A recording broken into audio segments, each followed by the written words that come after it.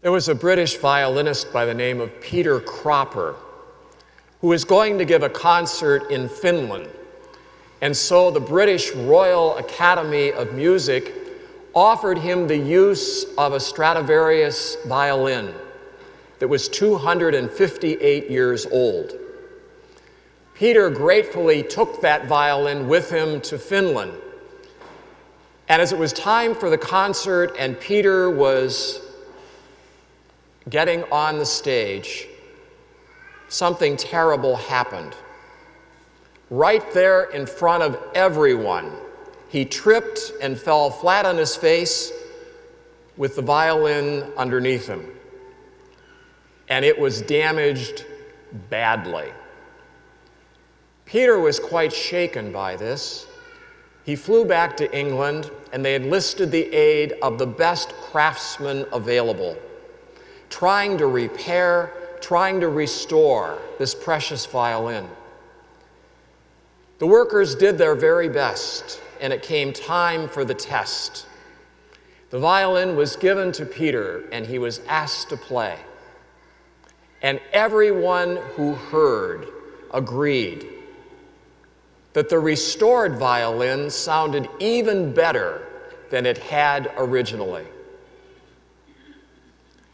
That story illustrates in some way what's going on in the gospel that we just heard. A man who is afflicted with leprosy approaches Jesus to be cured, to be made whole. Lepers were some of the most pitiable people in Jesus' day. We heard in the second reading today from the Old Testament book of Leviticus what lepers were required to do when they saw a healthy person coming towards them. They were to shout out to the healthy person, "I'm unclean. Stay away from me, lest you catch the disease too." Healthy people were scared to be anywhere near people with leprosy. Lepers very often had very low self-esteem.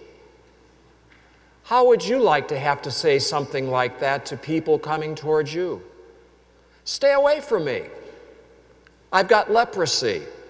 Keep your distance.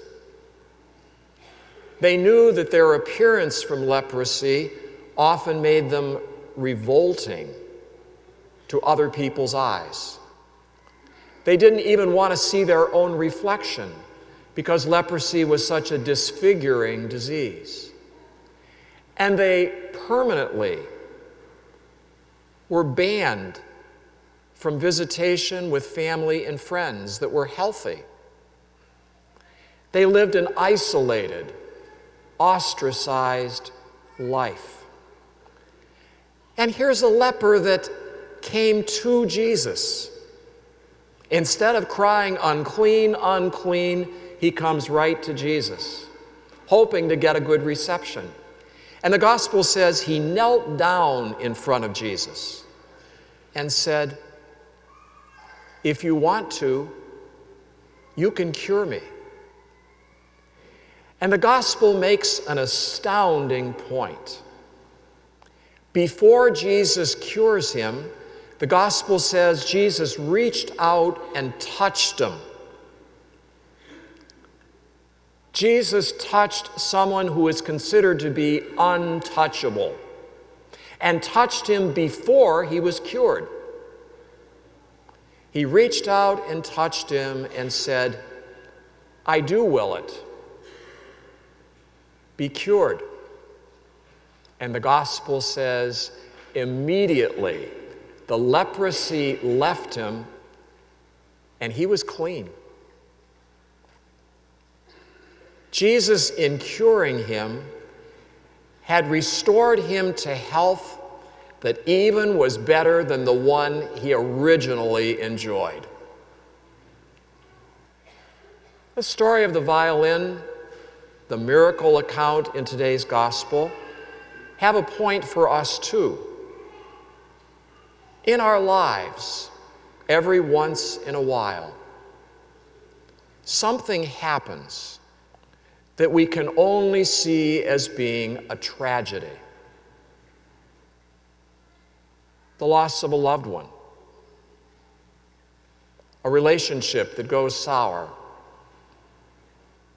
betrayal by a trusted friend, a father losing his job, a mother becoming an alcoholic, a brother being diagnosed with AIDS. And the list goes on and on, where something happens that we don't want to happen, and we see it as a tragedy. And we need to remember from this gospel that no tragedy can happen to us that God will not give us the grace to get through. That no disaster will occur that God will not give us the grace we need to pick up the pieces. And that Christ, in reaching out and touching us and making us whole, can restore us to a life that's stronger, that's even more capable than it was originally. We all come before the Lord regularly and pray. But there are times we come before the Lord, like that leper, where we can feel, Lord, my life is a mess. It's ruined. If you want to do something, I know that you can. And he does. Not always the way we think he's going to touch us and make us whole.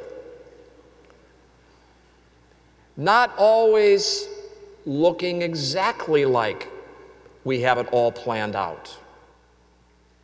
We might even be asking the Lord, you know, you didn't get the job done completely with me. There's still more there. But the Lord knows when he reaches out and touches us and makes us whole. He knows what he's doing.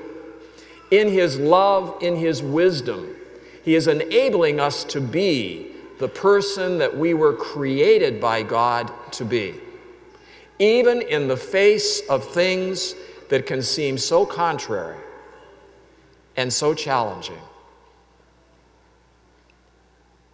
He reaches out. He touches us. He answers our plea. Lord, if you want to, you can make me whole. I do want to be made whole. There is a prayer that is said to have been found inside the jacket pocket of a soldier who died on the battlefield. It's a prayer that I'd like to offer today and ask you as I read it to pray along with it in your heart. And the prayer reads, I asked for health that I might do greater things. I was given infirmity that I might do better things. I asked for riches that I might be happy.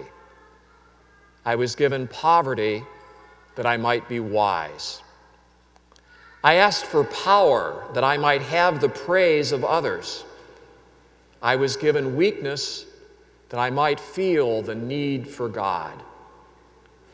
I got nothing I asked for, but I got everything I hoped for.